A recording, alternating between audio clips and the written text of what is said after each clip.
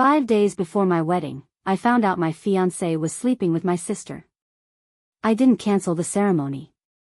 I turned it into a stage, with front row seats for both of them. It started with an anonymous message. Just a few words: he's not who you think he is. Ask about the lake house. Attached was a single photo. Blurry. Nighttime. But clear enough. My fiancé, Tyler, wrapped around someone with long, dark hair. I zoomed in, trying to rationalize it, until I saw the bracelet. My grandmother's. I'd given it to my sister, Emma. My stomach dropped. Not because I was surprised, but because I wasn't. Not really. Emma had always been competitive. Not overtly. She'd smile while stealing the spotlight. Laugh while twisting the knife. Growing up, she'd flirt with my boyfriends, copy my clothes, charm my friends. But this was war. I didn't cry. I stared at that photo for an hour, then poured a glass of wine and sat on the floor of my closet, still in my silk robe from the bachelorette brunch. My phone buzzed with texts from Emma. You excited? Smiling face with heart eyes. Can't believe it's almost here. Yeah. I couldn't believe it either. By midnight, I'd made my decision. I wasn't going to confront them. I wasn't going to call off the wedding. I was going to make them watch me smile through the whole damn thing, and then take everything from them in one unforgettable moment. I took out my wedding binder, yes, I had one of those, and started flipping through the pages. Color-coded tabs. Budget spreadsheets. Seating charts. I stared at the meticulous plans and realized something. They were about to serve a very different purpose. A performance. A trap. Tyler and I had been together for 5 years. We met in college. He was the golden boy, captain of the lacrosse team, already on track to become a hotshot real estate developer. I was the nerdy honors student with a planner full of dreams. He said I grounded him. I thought he lifted me up. My family loved him. Emma loved him. She was always around. I chalked it up to excitement. She was my maid of honor, after all. We'd spent weeks planning every detail: champagne bar, string quartet, the venue overlooking the cliffs in Big Sur. But I started noticing things. The way he looked at her when he thought I wasn't watching. How she always found reasons to touch his arm. Once, I caught them alone in the kitchen at my parents' house.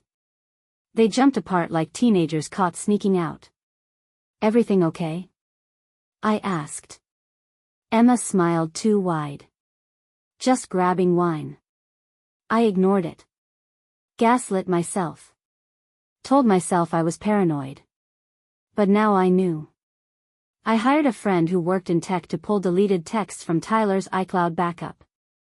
It was worse than I thought. Late-night confessions. Naked selfies.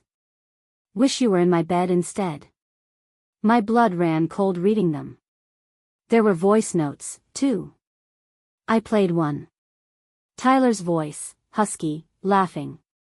She doesn't suspect a thing. You're the best thing that ever happened to me. Then Emma's voice, whispering, promise me we'll tell her after the wedding. I called my videographer. Change of plans, I told her. We're adding a surprise ending to the wedding video. The next few days were torture. Playing the doting bride-to-be while rage simmered under my skin. Emma came over every day to help. She rearranged seating charts, picked up her dress, even brought me coffee like the perfect sister. I smiled. Said thank you. Watched her lie to my face. Tyler acted like he always did, sweet, thoughtful, slightly distracted. I studied him. Memorized his patterns. Every time he kissed my cheek, I imagined the lies dripping off his lips. Every time he said, I love you, I filed it away like evidence. I didn't sleep. My brain was on fire. Instead, I planned. I rewrote my vows. Designed a slideshow. The video editor added the messages, the pictures, everything. We disguised it in a folder labeled Reception Loop. I told my planner to cue it right after the cake cutting. My best friend, Ava, who'd always hated Emma but never said anything, became my co-conspirator. "You sure you want to do this?" she asked. "I've never been more sure of anything." "Then let's burn it all down." We had wine and rehearsed my speech like it was theater. Ava cried laughing when I practiced dropping the ring in his glass. "You're savage," she said. I shrugged. "I'm done being nice." The rehearsal dinner was at a vineyard. Sunset, candles, laughter, the perfect cover for betrayal. Emma toasted to us with tears in her eyes. Tyler kissed my hand like he meant it. My parents beamed. I wanted to scream. But I smiled. I clinked glasses, thanked everyone for being part of our love story. Said I couldn't wait to marry the love of my life. Tyler looked at me like I was his everything. And I realized, he thought he'd won. They both did. They thought I was oblivious. Passive. Weak. They didn't know I'd already booked a one-way ticket to Italy, transferred my savings, and canceled the honeymoon suite. They didn't know I was about to set myself free, in front of everyone. That night, I lay in bed staring at the ceiling. I imagined every possible outcome. What if someone interrupted the video? What if it didn't play? What if they denied everything? But then I thought, so what? I had receipts. I had truth. And for once, I had the power. The morning of the wedding, I felt calm. Hair. Makeup. Dress. Photos. Emma buzzed around me like a hummingbird on Adderall. "Do you have the something blue?" "I have earrings if you want to borrow." "I'm good," I said. "Thanks, though." She hugged me. "I'm so happy for you." I almost laughed in her face. Walking down the aisle, I felt like I was walking into battle.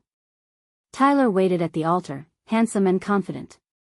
My father kissed my cheek, whispered, "Proud of you, sweetheart." If only he knew. The vows were short. I kept mine simple. Tyler's were persuasive. Emotional. Almost convincing. We kissed. The crowd cheered. "Let's cut the cake," someone shouted. "Yes. Let's." As the guests moved to the reception area, Ava gave me a small nod. "It's ready," she mouthed. My heart pounded. This was it. The lights dimmed. The projector hummed to life. Everyone expected a sweet montage, childhood photos, college parties, our Paris engagement. And it started that way. Our favorite songs. Our first dance practice. Tyler nervously holding the ring before proposing under the Eiffel Tower. Guests smiled and whispered how perfect we were.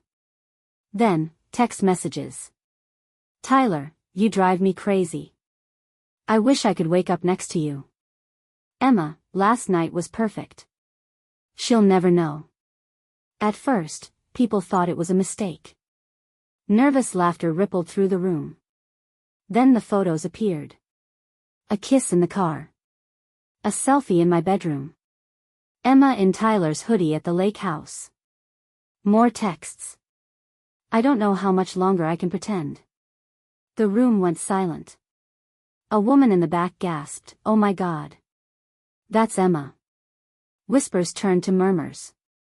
Then outrage. My aunt stood up. "Is this a joke?" I stepped forward and took the mic from the DJ. "It's not a joke," I said clearly. My voice didn't shake. "It's the truth. And I think it's time you all saw it." Emma stood frozen beside the cake, her hands trembling. Tyler looked like he'd been punched in the stomach. He took a step toward me. "I can explain." "Can you?" I asked. "Which part? The lies? The sex? The fact that you two planned to tell me after the wedding?" Gasps again. All eyes on them. My mother's face turned pale. My father looked ready to explode. Emma found her voice. It was a mistake. It didn't mean anything. I tilted my head. It didn't mean anything, but you did it more than once. In my bed. In our house. While helping me plan this wedding. Tyler's voice cracked. Please. Don't do this. We can work through it. I laughed. It echoed across the venue. Work through it? I already did the work. You just enjoyed the benefits. I took off my engagement ring and dropped it into his champagne glass. You can toast each other with that. Honeymoons booked under your names. Non-refundable. I turned to the crowd. Thank you all for coming. This wedding is officially cancelled. The food is paid for. Eat. Drink. Dance. But the bride's leaving. And I walked away. Outside, the night air hit my face like a baptism. Ava was already beside me. You did it. You actually did it. I had to, I said. I wasn't going to let them turn me into some sad little victim. We got into the car. My bags were in the trunk. I'd packed that morning while Emma distracted everyone with a mimosa toast. I didn't cry. I didn't shake. I felt light. Like I'd just dropped a boulder I'd been dragging for months. We drove straight to the airport. My ticket was already checked in. Ava hugged me at the terminal. Send me a postcard from Rome. I smiled. I'll send you wine. In Rome, I rented a studio apartment above a bakery. The smell of fresh bread woke me every morning. I wandered cobblestone streets. I wrote in my journal. I painted. I healed. Back in the States, the video went viral. Someone had filmed the projector screen. Bride exposes cheating fiancé and sister during wedding reception, 12 million views in a week. It hit Reddit, then BuzzFeed, then TikTok. Emma lost her job. Her boss called it a values mismatch. Tyler's company removed him from a major deal. Reputation matters in real estate. Meanwhile, I got emails. Messages. Job offers. Podcast invites. One publisher wanted to buy the rights to my story. I said yes. A year later, I was speaking on a panel called Reclaiming Power After Betrayal. Afterward, a man with warm eyes approached me. That was incredible, he said. Thank you. It wasn't easy. That's why it matters. We had coffee. Then dinner. Then a weekend trip to Florence. No pressure. No masks. Just honesty. People always ask if I regret it. No. I regret trusting the wrong people, but I don't regret how I ended it. I didn't lose a fiancé. I lost 2 liars. And I gained something better, a life I chose. Emma still sends me emails sometimes. Apologies. Excuses. I don't respond. I've said everything I needed to say. Tyler tried to reach out once. I blocked him. I kept the video. Not to relive the pain, but to remember the moment I took my power back. Now I teach workshops. Write. Speak. Live. My wedding wasn't a disaster. It was a revelation. A rebirth. And I walked away not broken, but free.